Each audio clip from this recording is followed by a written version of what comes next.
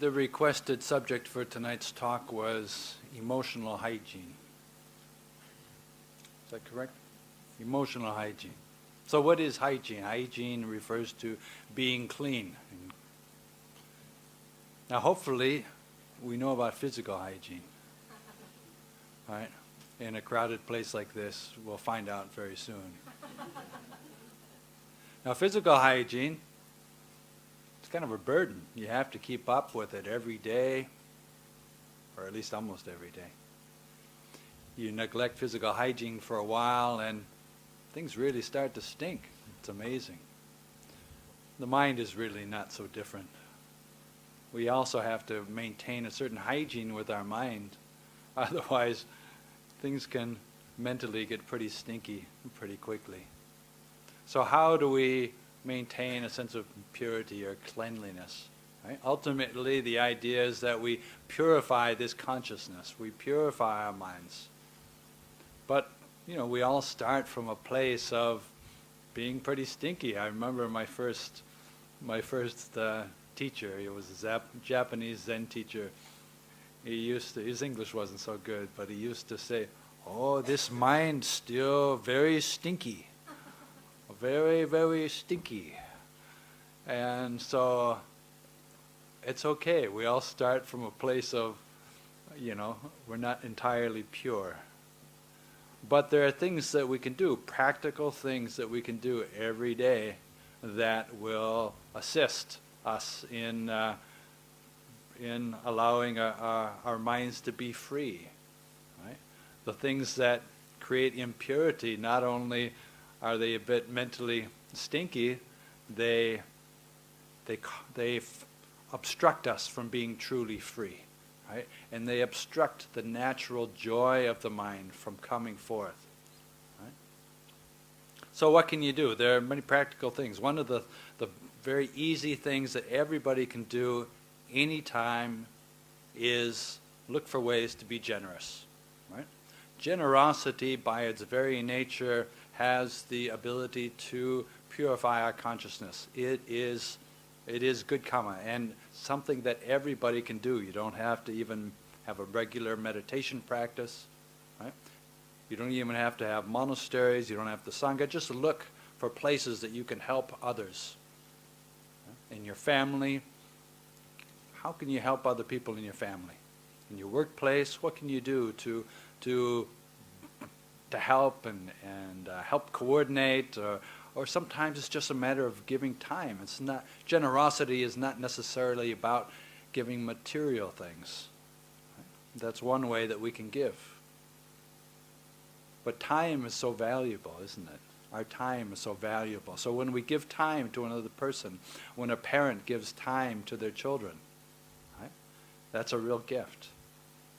And so if you see it as, oh, this is dana, this is generosity, this is an opportunity to purify, right? Then even when we're giving and helping and giving up sometimes what we want to do, then there's a joy that comes from it. It feels like, even when I'm giving and helping others, instead of feeling like it's a burden, I can recognize that this is actually a very wholesome thing to do, right? Especially if we have the right attitude. If we have responsibilities around the house, for example, you think, got to do this for the house, got to prepare dinner, got to go cleaning, got to shopping, there's so many things I need to do. But with the change in perspective, all those same activities, if you approach it from the viewpoint of, this is another opportunity that I can help somebody else out. Right? I can do this for the other people in the family. I can sacrifice. I can rise to the occasion. And every day is just filled with innumerable opportunities to help. It's very cleansing. Monastery is no different. I would just look for opportunities throughout the whole day. How can I make as much good karma as possible just through dana? Right? Just start with the basics. How can I help out? So if there's an opportunity to clean the Ajahn kuti, I would go and clean the Ajahn kuti. If there's an opportunity to wash another monk's bowl, a senior monk's bowl, to wash the bowl. If there was coming back from alms round, opportunity to wash their feet as they come back from alms round. Just throughout the whole day, there's opportunities to help others. The senior ones would give up their time to teach and to help the new people, and the new people would give up a lot of their time and energy to do things for the senior ones, and the people in the middle, they would often be able to guide the new people coming in, or sometimes you would just sew a robe for a friend, right? If people are working on sewing new robes, it's very time consuming, so some people are good at that, and so they would volunteer to sew robes for their friends or free up somebody else. So there's so many different ways that we could help. And whenever we give, then we are giving up. We're giving up something that we value. And that's the real essence of the purification, because we take our selfishness out. One of the things that really stinks up the mind and ruins our hygiene is when we become selfish. And so if we just take our selfish desires out of the picture, right? A little bit, right? We say instead of basing our everyday experience around what I want, gratifying what I want, my definition of a successful day is getting everything that I want, right? Well, that's not very satisfying in the long term. In the short term, there's a little bit of gratification there, but it's not very satisfying long term. So interestingly enough, when you give something, and when you give up something valuable, and especially if you can see that it's beneficial for somebody else, people are often surprised and they realize, oh, that actually feels quite good. Why am I feeling so joyful? I just gave up something that I wanted. Right? And that's important insight into the nature of our minds. Is that the delusion is that we think that by fulfilling our desires, getting what we want, that's the secret to happiness. The reality is when we give up the desires or give up the selfish concerns, especially if it helps somebody else, that's actually what brings happiness. Right? The amount of happiness that comes from that is much more satisfying. And then this principle of giving up, then when we learn it with generosity, that can be practiced at every stage throughout the entire path of practice, right to the very end.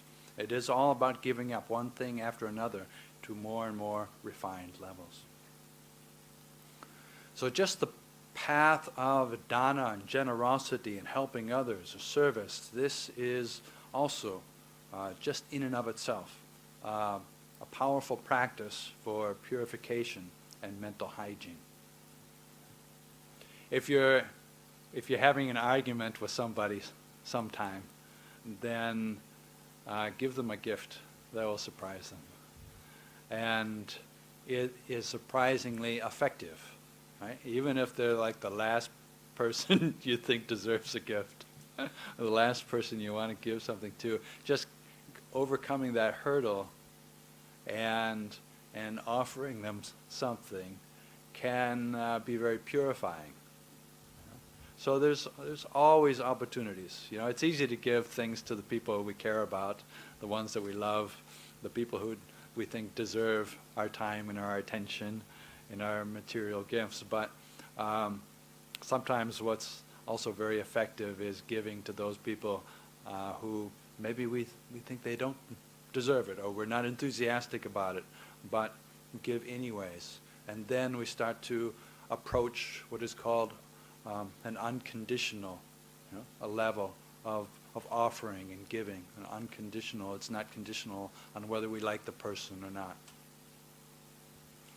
So this is very purifying for the mind. Gradually, through this practice, then our minds become cleaner. Right?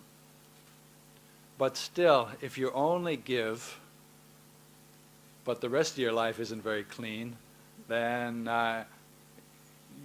it doesn't last very long. It's not very cleaning in the long term. I knew, I lived in Thailand for 15 years, and sometimes I saw people there who they'd give big gestures, say, to the monastery, but you knew that they were just trying to compensate for all the immoral things that they had recently done. All right, either with some kind of they're making money through corruption, but then give a portion to the monastery to try to cleanse, try to cleanse themselves emotionally or karmically, or if they've been behaving badly or immorally in some other way, but then try to balance it out through giving or helping or making donations. There is something to that, right? Yes, it is. It's always good karma, to make gifts and offerings. But if it's only giving devoid of living a good life, then it doesn't go very deep. So when you're looking at emotional hygiene, then yes, giving is wonderful, but then sustaining it, what cleanses on a deeper level? So, well, you have to start looking at everything that we do and everything we say. Right? This is the whole realm of morality to begin with, the law of karma. Everything we do and everything we say that arises from an intention or motivation is going to be creating karma. It's going to have an effect on our minds. So when we realize that every moment we have the opportunity to cleanse simply through the motivation with which we do things.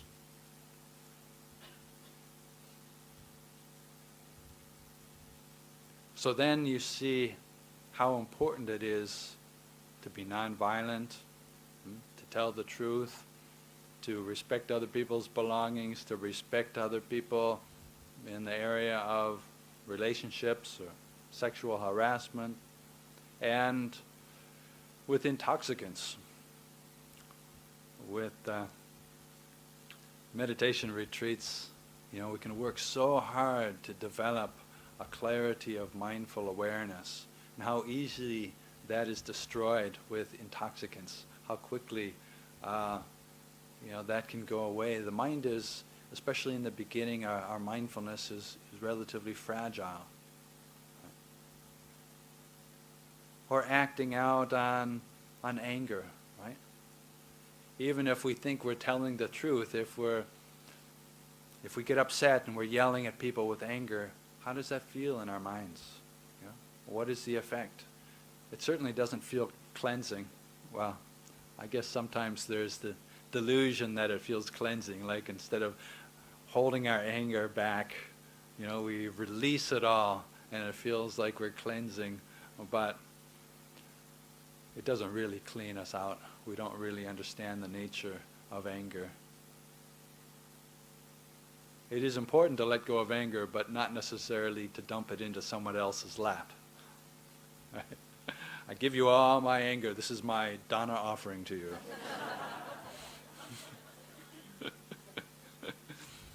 Instead of hoarding all my defilements, I dump them on you. Unselfishly.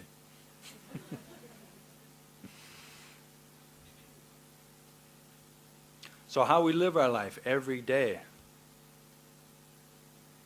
This is very purifying. Again, even if you are not meditating at all, there's a lot on the Noble Eightfold Path that you can practice every single day. Right? How we interact with other people. Right? Now you can be generous, and you can keep the 5 precepts, but still it's not good enough. Right? We can still do better than that. It's not difficult to do better than that. Some people are generous, but there is a hidden ego agenda. It's like, I'll be generous, but I kind of expect something back. Right? I'll give, but at least I want praise. Or I'll give, but I'm hoping you'll give back. Right? So purifying our intention. Now we really start to get into some serious karmic purification and cleansing. So every moment, what is our intention and what we say and what we do?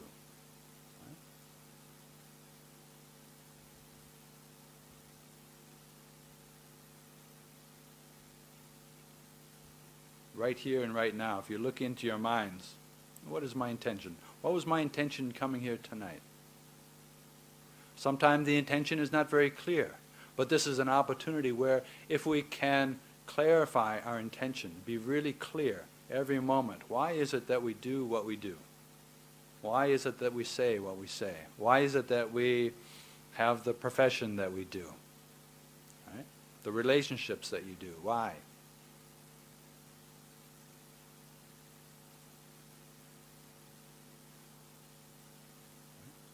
The answers will be different. Right? Sometimes it's out of benefit. Right? We wish to create benefit for others. Sometimes we find that I do what I do maybe out of fear. Right? Or we want praise. We're doing what we do because we want praise. Or it's just expected of us. Right?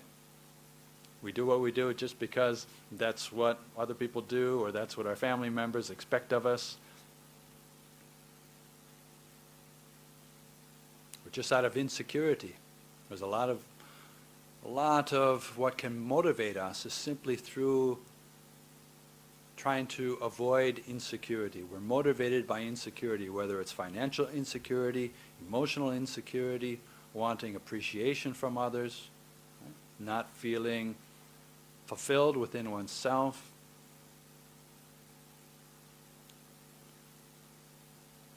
So what is motivating us will have a direct effect on how pure our minds are. Now the good news is that this is within our control to modify. You can generate wholesome intentions. You can generate wholesome motivations. You take an ordinary activity. Let's say you're helping to cook dinner for your family. Right? Ordinary activity. What's your motivation? Could be simply, I got to get this out of the way. I hate doing this. I'm really too busy. I'd rather be doing something else, but I have to do this. No one appreciates me. So there's maybe a little resentment there even. Right? Now if we do that, even though we're helping other people, the intention is not very purifying. It doesn't cleanse the mind. In fact, we can, even though the intention is maybe to cook and help and feed others, there is a mixed motivation. If there's a little resentment, it feels like a burden, you don't really want to do it. Right? So there's mixed. With that very same activity, if you can bring up the motivation, I'm going to cook dinner for my family, and I'm going to do it because I love them. Whether they appreciate it or not, that doesn't matter. I'm going to do it because I love them, and I want them to be healthy and strong, and want them to be happy. Something very simple like that. You change your motivation, you change your intention, and then suddenly the effect on our own minds is completely different. And then suddenly, wow, you realize you can transform daily activities, ordinary daily activities, into spiritual practices. Suddenly cooking dinner becomes this like spiritual practice of purifying your mind. You think, that felt good. Maybe I'll vacuum the carpet. May all beings who ever walk in this carpet be happy and peaceful. Clean the carpet for the benefit of all beings. Right? And Interesting thing is, when we begin to look at life like that, it gives us more energy. It starts to free up a lot of the burdens of the mind. Right? Negativity, resistance, it's very heavy. Its experience is very heavy on the mind. It drains our energy. Right? I don't want to do this, but I have to do it. Right? We think, okay, positive motivation. It's like even if we have to expend some physical energy, if our mind is in the right place, it creates more energy. You start to feel good, start to feel free, mind is happy, right? Start to feel more independent because our happiness is not bound up with what other people think or the things that we have to do or how busy we are, but just with a change of attitude, a change of perception. Suddenly, not only are we happier, but we're more energetic. It's like our minds become a bit more free. They don't have these shackles of negativity. And in this way, in daily life, activity by activity, you can develop a lot of mental purity. A lot of mental purity happens that way.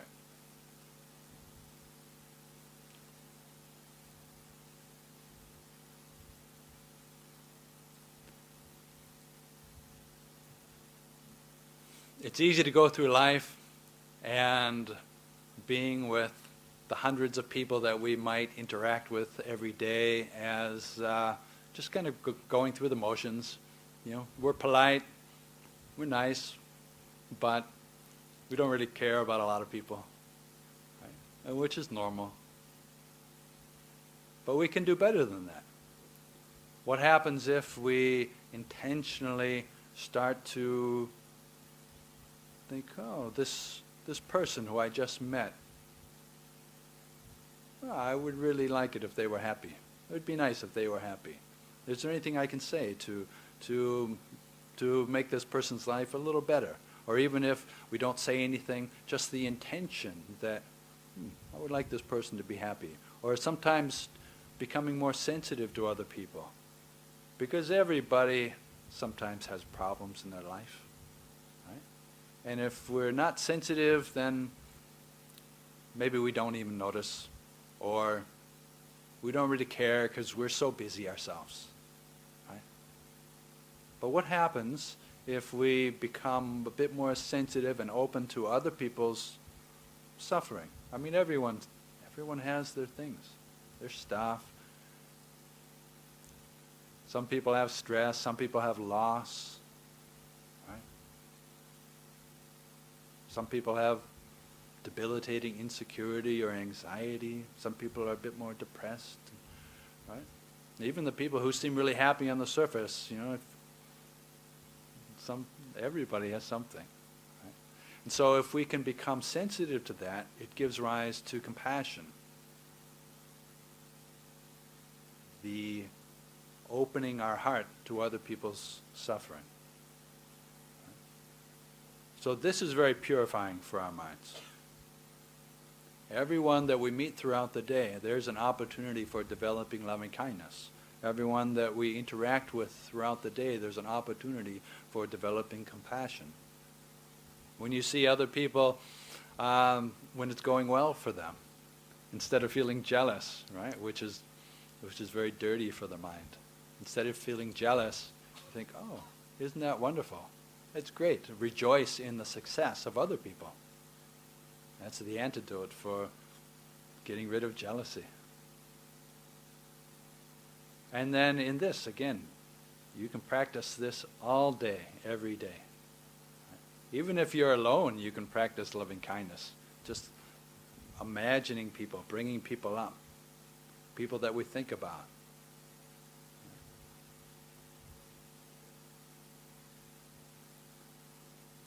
So if you are alone, or even if you're surrounded by other people, it is helpful to every day spend a little time just sitting quietly with your eyes closed, or doing walking meditation, and systematically and developing a deeper level of purity. Now, the purity that can come from meditation and the good karma that is generated through wholesome states of mind in meditation, that's very powerful and that's very purifying. If you've ever done an intensive meditation retreat, then it's sometimes surprising how quickly the purification process starts to kick in. Right? The old memories coming up and old karma that we've made 10, 20 years ago starting to come up into consciousness. Right? Or if you're systematically developing thoughts of loving kindness, making the mind very bright. Even if you only have a few mindful breaths here and there, that's still very purifying. And simply being still, allowing things to settle down. It is surprising how purifying following one's breath is. You might think, well, how is simply watching my breath, observing my breathing, going to lead to enlightenment? What does that do? You're just watching your body. So what? But if you try it, you realize that it has a very powerful purification. It's like many things or traumas that we've experienced in the past can be gradually undone or relaxed or allowed to come to the surface of our consciousness. It goes a bit deeper than psychoanalysis. It goes a bit deeper because instead of trying to consciously analyze, we're simply allowing our minds to be still, or as still as possible, and then a surprising amount of the work begins to happen below the surface of our conscious awareness. Some will rise to the consciousness, and we'll see memories, emotions come up, right? And whatever comes up, whatever emotion, doesn't really matter. Accept it, be aware of it, and then allow it to pass. Right? If we don't grasp onto it, it will pass. Right? And doing this over and over again, over and over and over again, is very purifying for the mind. Right? This is getting into some serious mental hygiene. Sometimes we have traumas from pre-verbal time, from before we were able to consciously form sentences, our early childhood. And thinking and analyzing is okay and very useful in certain ways, but it's limited. It's limited in how deep it can go. So simply allowing a breath to flow in, flow out, not trying to control it or make it any particular way, but just sticking with it and observing, that in itself is very healing. Even if we can't consciously see exactly what is being healed, or exactly what is going on, it is, by its very nature, very healing. Even if you still have chattering thoughts, it's fine. You don't have to think of the thoughts as your enemy. Just stick with it. Try to maintain as much awareness of your breathing as possible. And gradually, the thoughts begin to cease and calm down, and your mind becomes more and more quiet. And when we get a taste of inner quietude, say, wow, that's delicious. Wow, that is really peaceful. And maybe we've never known inner silence before. Our whole life it just seems like our minds are constantly thinking, chattering, planning, obsessively. Even when it's not needed, It just won't stop. But then through meditation, at some point, it will stop. And even if it stops just for a few seconds, it's like a chainsaw that's been going, our whole life suddenly stops. And then you hear the silence. You think, wow, that's powerful.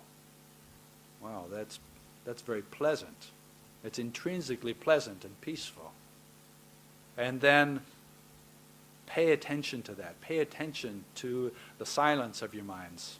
The truth is we're not speaking, or we're not chattering internally all the time.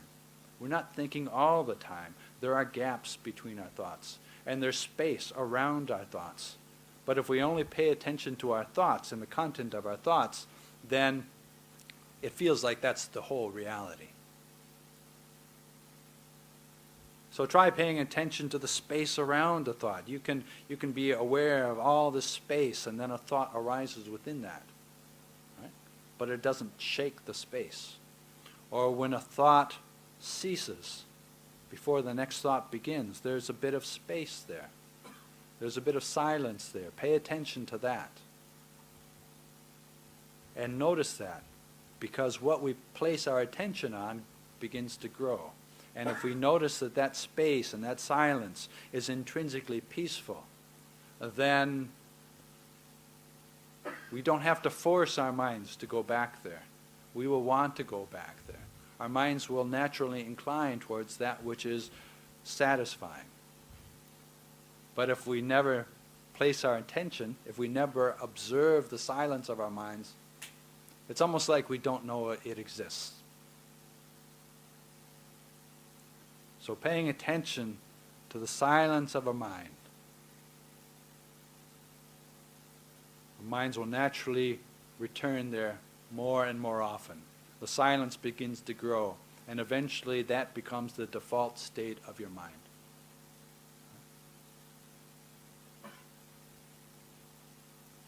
After a while, you just sit down to meditate. First breath, mind's just silent. No thinking. It's just absolutely silent, quiet, peaceful, bright, clear.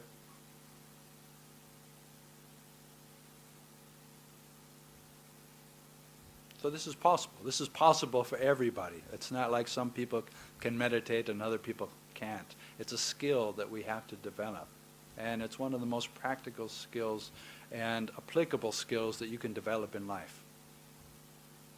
So with mental hygiene, then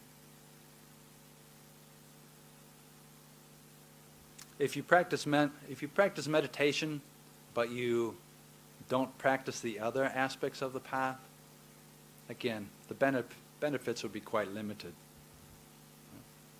It's like generosity without sila, or practicing meditation without metta or compassion, or practicing meditation without good sila or generosity. They all go together. Right? But they can gradually begin to purify our minds in more and more satisfying and deeper levels. Ultimately, what cleanses our mind is purification of view. This is the most important, but you can't simply jump from a deluded state of mind into an enlightened perspective. You can't simply read a book and say, now I will see everything as impermanent, non-self, and unsatisfying. Or you can say that, but it's not that easy. So insight is the true purification. Insight into the nature of all phenomena. Only in this way can we completely uproot our defilements. But that's a very high bar. So we start with simple ways. We start by just trying to help people out. We start by trying to have a positive attitude towards our daily activities. We start to try to develop loving kindness unconditionally for others. We start to put the effort into developing meditation every day. Right? These are very practical steps. And then from that, we begin to have a foundation on which insight can gradually take root. Sometimes the insights arise by themselves in the course of daily life. Sometimes they can be assisted through systematic observation and contemplation. Ultimately, it's not just a matter of gradually reducing our anger or our selfishness or our greed or our fears and our delusion. It's the point of the path to eradicate them completely. Right? It's not like, oh, I have anger, but I'm not attached to my anger. No. Completely pure state of mind is even the seeds of anger have been eradicated. Anger is not even possible for an arhat. Delusion, greed, selfishness, not even possible for an arhat. And these are the things which make our mind dirty. Right?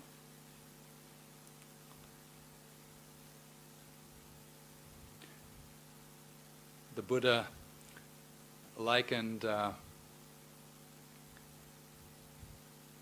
higher states of enlightenment, right, to like having a little bit of excrement. You don't have a lot of excrement, right? But even if you have just a little bit of excrement in the fingernail of your little finger, it still stinks, right? It still stinks, even if it's just a tiny bit. So until we completely purify our minds, there'll still be a little bit of stinkiness there. But it gradually smells better and better. But just like with the body, it means we have to dedicate ourselves to hygiene every day. With physical hygiene, we might be really enthusiastic about taking a shower and brushing our teeth for a few days, but then maybe get tired of it, and then for the next few weeks we decide, oh, I'm too busy to shower, too busy to brush my teeth. Right? I'll do it some other time, but I'll just put it off. Doesn't take very long, but we start getting feedback.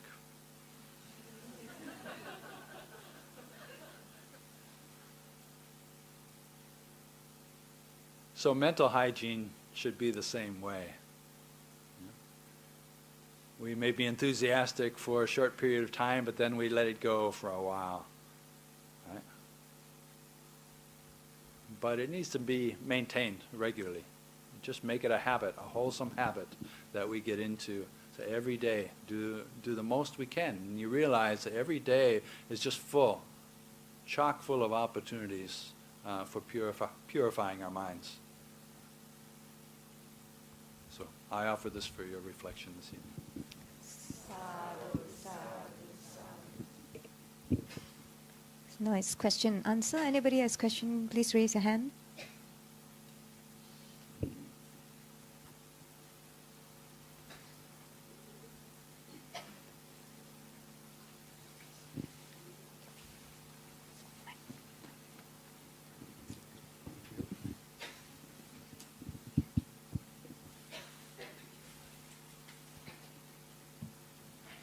Good evening, Venerable.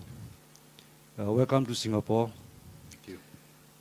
I have a question about recently happening in New Zealand. We are very sorry that there's a massacre over there. So I'm wondering, what would be your reaction? So my next question is, in the press it's written as Islamophobia. Can we prevent such thing as Buddhist phobia in future? Thank you.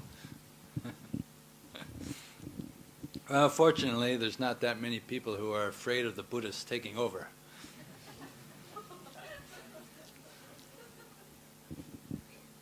Even I know. I have in California. I have a hermitage in the mountains, and some of the local people are kind of rough and full of conspiracy opinions, but they don't seem to have any problem with Buddhism, right? They come to me and they tell me there's all these problems, all the theories and conspiracies, but it's like, but Buddhists are no problem. They never cause anyone any problem. so just we don't have to do anything special to, overcome Buddhist phobia, other than to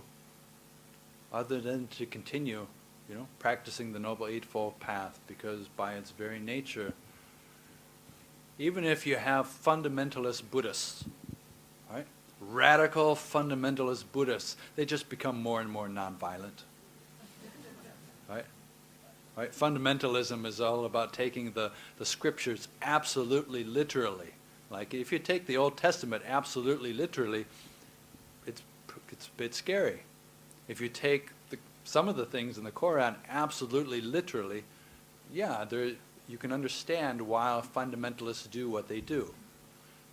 But if you take the suttas absolutely literally, every word, you just become so peaceful. There's no justification for harming even an insect, or stealing, or even if people are completely different than us and believe in something different, we give them unconditional loving kindness. Right? The simile of the saw is that even if gangsters were sawing us apart limb by limb, some Mexican cartel was sawing our limbs off or chopping off our fingers one at a time, anyone who would give rise to a thought of anger was not a true disciple of the Buddha. So if you're a fundamentalist Buddhist, you say, wow, that would, who's going to be afraid of that? Right?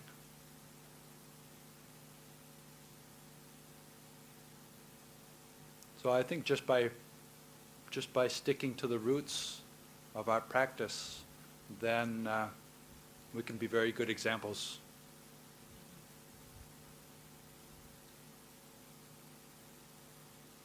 With the attack in Christchurch, it was traumatic for the country in many ways. There was an assumption that New Zealand was exempt from violence. It was sort of a naive innocence a little bit. It's like, why would anyone attack New Zealand? It's just a quiet, beautiful place. It doesn't really matter, right? If you go on a domestic flight in New Zealand, it's like try to get on the flight and say, well, do you want to see some ID or anything? No, just go. It's like I'm used to America, or when I go visit America, the security is so strict. New Zealand is like, nah, whatever. If you have a ticket, that looks fine. Yeah, go ahead. Just get on. It's like, you sure you don't want to see any identification? No, it's fine. Just go.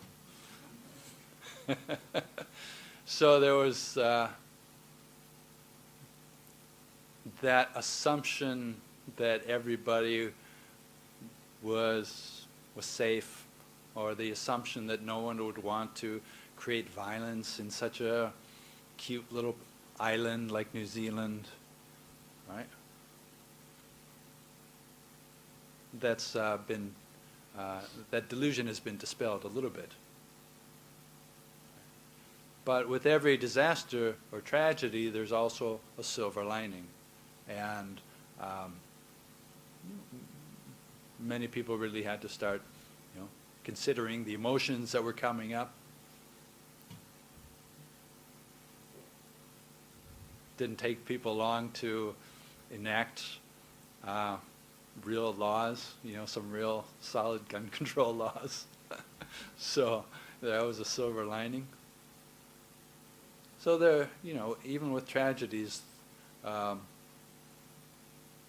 if people are wise, then there's something to be learned.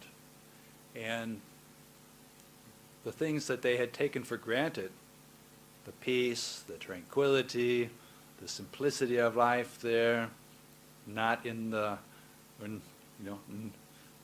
lot of people in the world pay attention to New Zealand.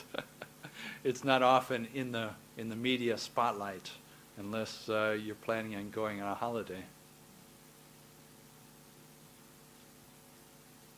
And a lot of those things were taken for granted.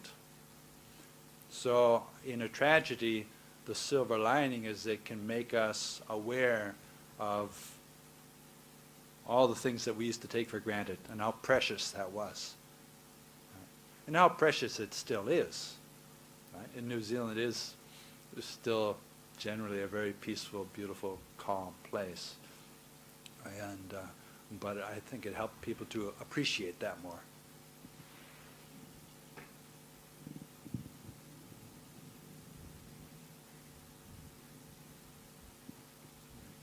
Thank you. We have another question here, Ajahn. Yeah, thank you, Ajahn. Just a quick comment on your question and answer before I ask my question, if I may. It's a bit political, but doesn't matter, it's related. Generally, I agree that there's no Buddhist phobia and things like that. The world community, there's no such thing. But there's an exception.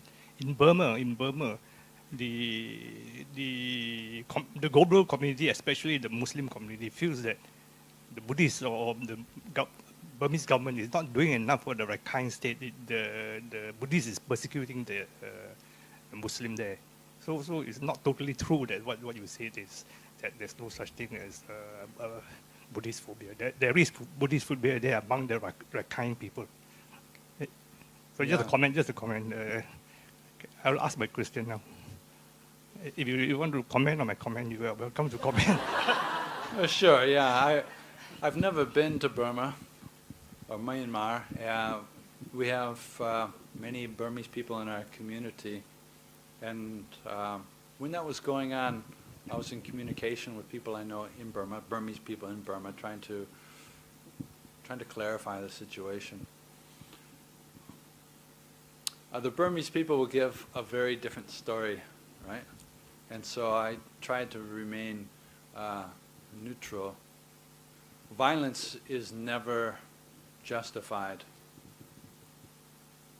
The actions that were carried out by the military.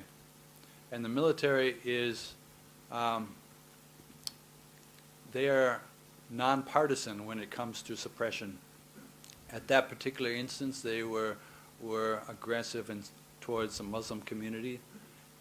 But in the past, they have been aggressive and equally violent towards Buddhists, Christian hill tribes, any group that was not completely under their control, especially in the border areas, or within central Burma, any groups that were protesting the repressive government, such as the monastic Sangha.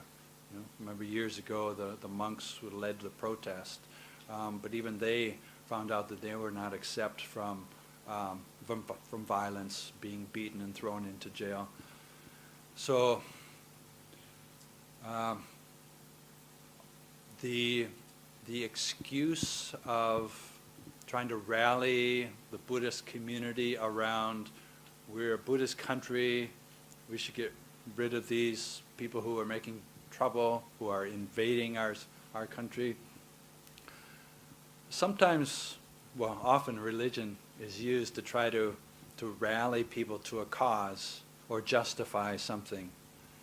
And there were actually some monks and Buddhists who did have those views. Right? So it's very complicated. Right? It's complicated. The essential problem was with a repressive dictatorship. But then whenever you throw religion and cultural identification into it, then get a lot of powerful emotions coming up. So so anger is never a wholesome response or beneficial response, and violence is never justified. Right? But sometimes we just try to understand how these situations arise and how we can prevent them in the future. Yeah, thank you for your clarification. Yeah, my question is a very simple question. Sometimes when you're talking of dana being very peaceful, very satisfying, and good for gaining merits or gaining good karma, but sometimes there are exceptions when you want to do dana, but it is not appreciated. Like, just give one simple example. Suppose I'm sitting in my office and feel that, well, today I'm going to buy my wife a flower and offer to wash the dishes for her. So I go back and really do that. Then the first thing she says, now come out with it. What have you done today? What wrong have you done today? Tell me. So this sort of response doesn't encourage you to want to do good karma, because there's a suspicion that your good karma has got some hidden motive behind. So how do you deal with it? I hate it when that happens. Is your wife here this evening? No, it's just only an example. Just a theoretical example.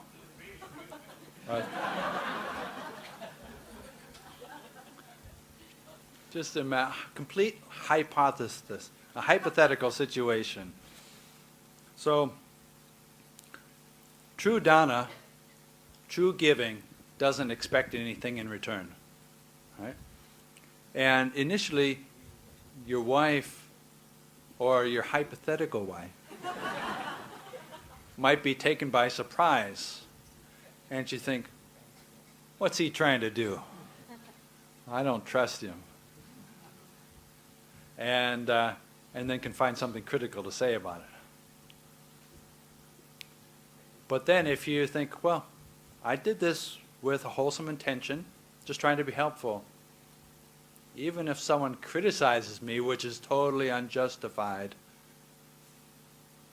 still my intention was good, made good karma. If I don't get angry in response, then it's still good karma, right? If we do something that's good, that's helpful, and then someone criticizes us, and then we get angry because we're not appreciated, and someone's criticizing us when they should be praising us, right? Then our good karma starts to drain away, right? And it's like, well, I never should have done it in the first place. I'm never doing that again. But if you can maintain your peace of mind and just say, well, even if you do something good and then it's like blah blah blah blah blah blah blah. Thank you. You say, thank you for your feedback.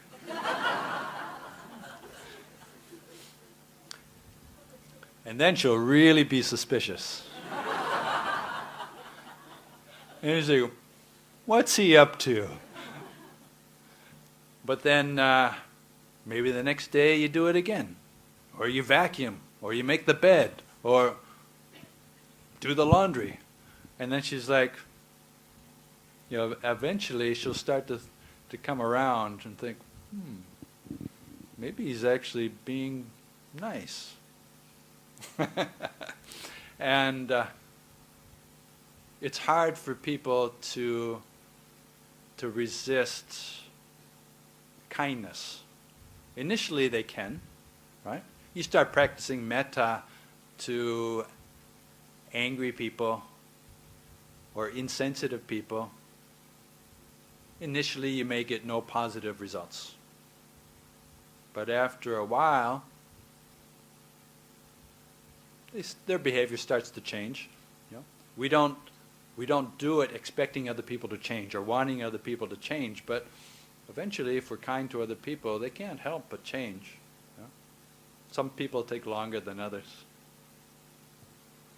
And whether other people appreciate our dana or not, just let that go. That's even more good karma. If we do something really good and then don't even get appreciated for it, that's even more good karma. Because it doesn't even bolster our ego. If we do something good and then our partner says, oh, you're so wonderful, I love you so much, then it kind of bolsters our ego a little bit. But if we do all that and then no one even cares, it's like, okay, well, then what is my intention? Am I only doing this in order to try to get praise? Or am I doing this just because it's a good thing and I want to be of benefit and to help? And if so, then it doesn't really matter if someone else appreciates it or not. Anybody else? Anybody has a question? Okay. Oh, just hold on. Sorry, don't mind. Thank you. Hello. I just want to know your story of how you become a Buddhist, because right, I'm from Burma, and hello. Yeah, I'm from Burma, and I was Buddhist by birth, and I am now Buddhist by belief. I just came out of meditation retreat last December. Yeah, so I'm very curious of how you encounter Buddhism and how you become a Buddhist. Just a brief story is okay for me.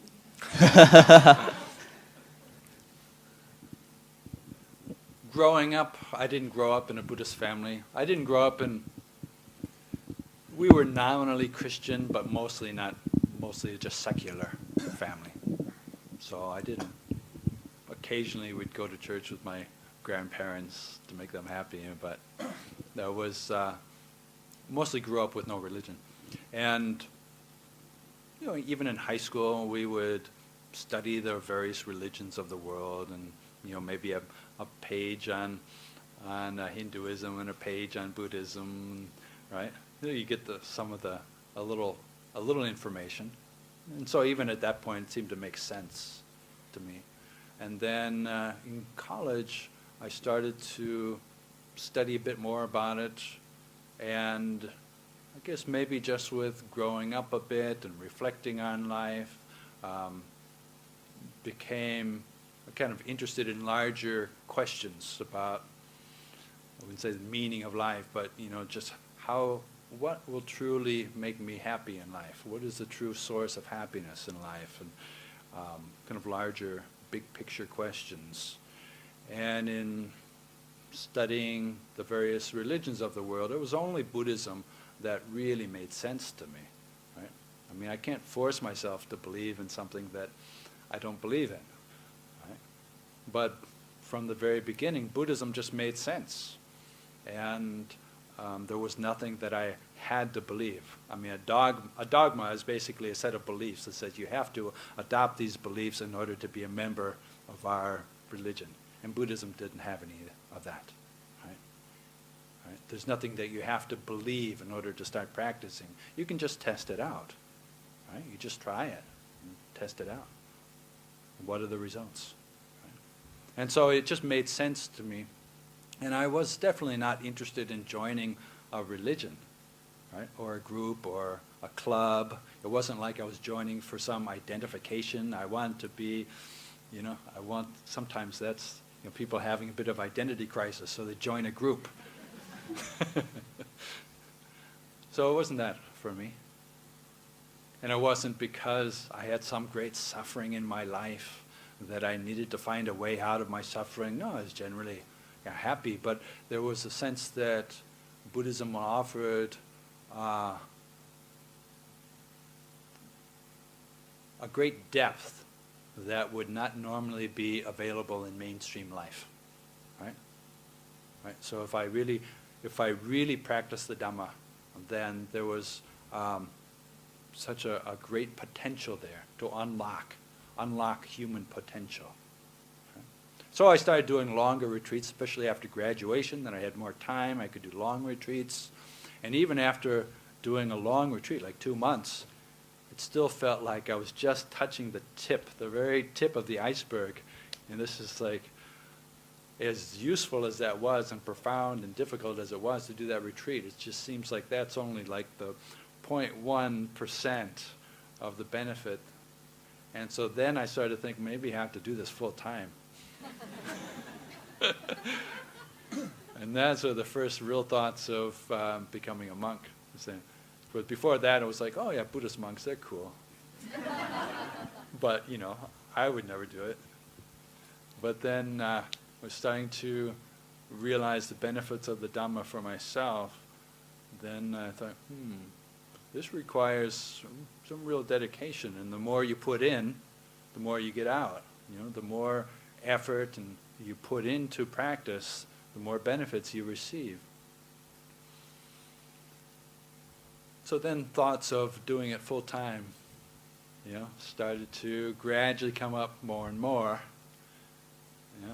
until I finally made my way to Thailand and traveled around Asia, and by the end of 14 months of traveling around Asia and doing a lot of retreats in monasteries during that time, then I thought, okay, maybe I should be a monk. But even after I had ordained as a novice, I still really didn't think of myself as a Buddhist yet. Because being a Buddhist wasn't the reason. It's like I was interested in practicing the Dhamma and developing understanding and wisdom. I wasn't interested in joining a religion for the name of it, right? But after I'd been a monk for a while, I had to admit, I guess I'm probably a Buddhist now.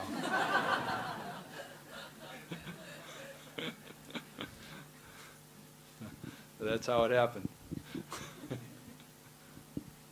Any other questions?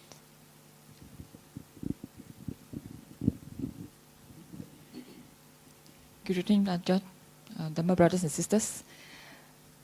Ajahn, we talk about generosity this evening. You touched quite a fair bit, and also generosity comes in the form of giving time.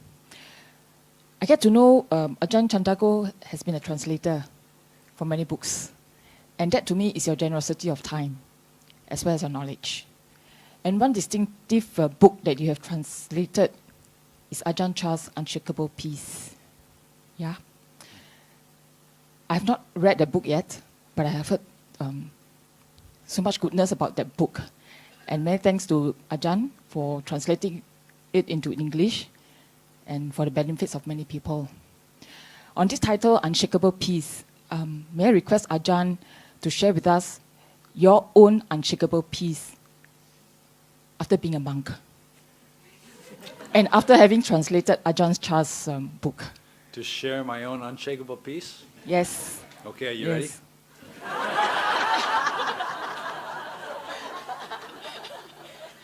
There it is.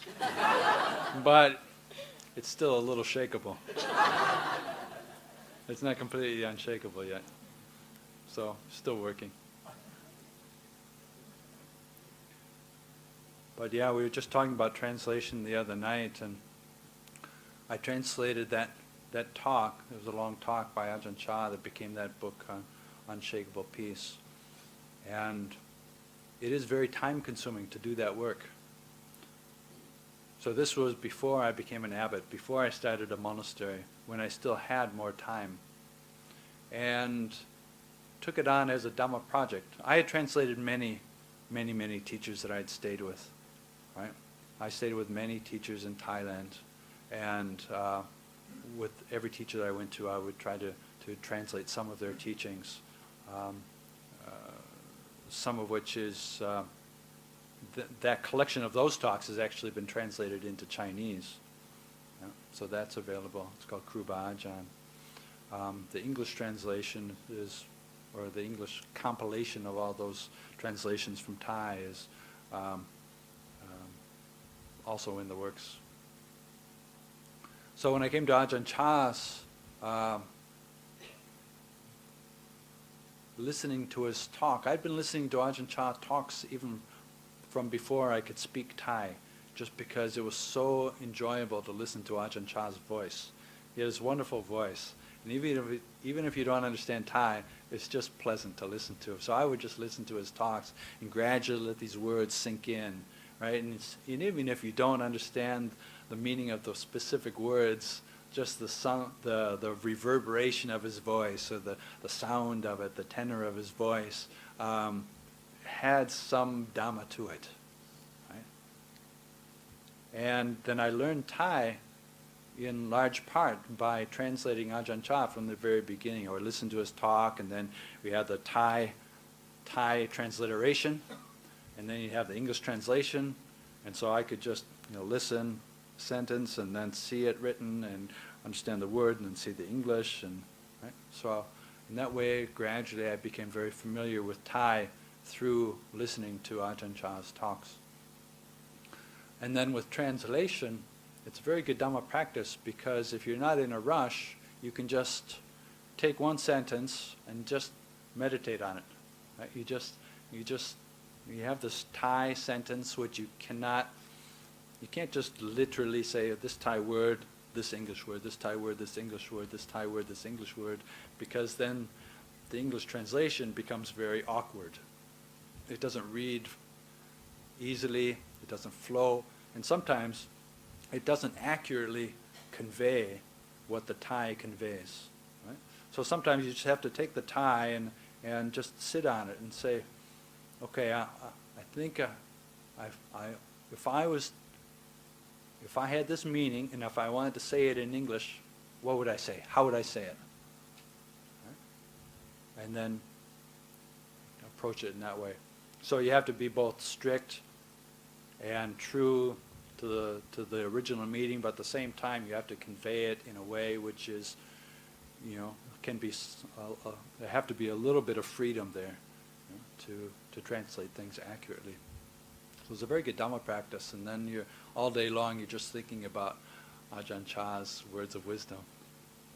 So it's a good practice. And even if no one else had ever read it, it would still be a good practice for me. And the fact that it's something that can be shared, that other people could benefit from, that's a great added bonus. Sadhu Ajahn. Can I have one more question? All right. Ajahn, okay, now back to the topic of tonight's talk, hygiene in the mind, all right? We talk about defilements like anger, aversion, and all this kind of... To me, it's very easily to understand, all right, such kind of defilements. What about people who are having this kind of addict? Say, for example, they go to casinos. They are drawn into gambling, be it online or casinos or even drug addicts. Their mind tend to go towards that direction. No matter how you talk to them into getting out, they find it very difficult to move themselves away. So what approach can counselors, help them out in tuning their mind? Obviously, we can't talk to them about anger, that kind of thing. Mm-hmm. Yeah. So to this group of people, how can we help them out? Any addiction requires a whole systematic lifestyle response. Right? If you're addicted to gambling, often people are addicted to something, but they don't think of it as an addiction. They just think of it as fun. This is what I enjoy doing. Right? I'm not an alcoholic. I just like getting drunk regularly and have a fun time doing it. So leave me alone, right? Or I enjoy gambling. It's how I entertain myself. I like the thrill of it. And I'm sorry that I lose a lot of money. All right? And it's only really when that person sees the drawbacks that they can make change. Like for gambling, if you start to recognize that a lot of the money that I could be using to help my family is being wasted on casinos, right? And then you might start to think, okay, maybe I need to make a change. Or then if they think, I should make a change, but then they can't stop going, then they start to realize, well, maybe I am addicted. Right? And then that might be the opening to ask for help, to seek help from other people, or other people who have been through the same thing. That's why they have Gamblers Anonymous, for example. Right? But until that person recognizes the drawbacks of addiction and is willing to admit it and actually wants to get rid of it or overcome it, until that point it's very difficult to help those people. Right? Getting angry at them for their addictions doesn't help them overcome their addictions.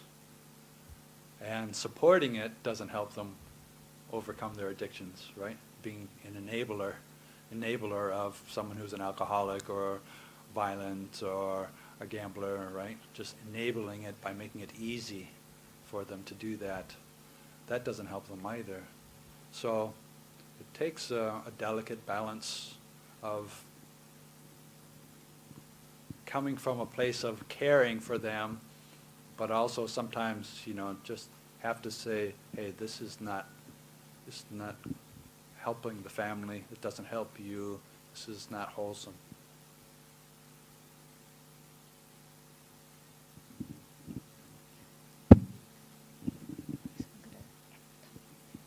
Thank you, Ajahn, and thank you, everyone. Let's thank Ajahn with 3 sadhu. Sadhu, sadhu.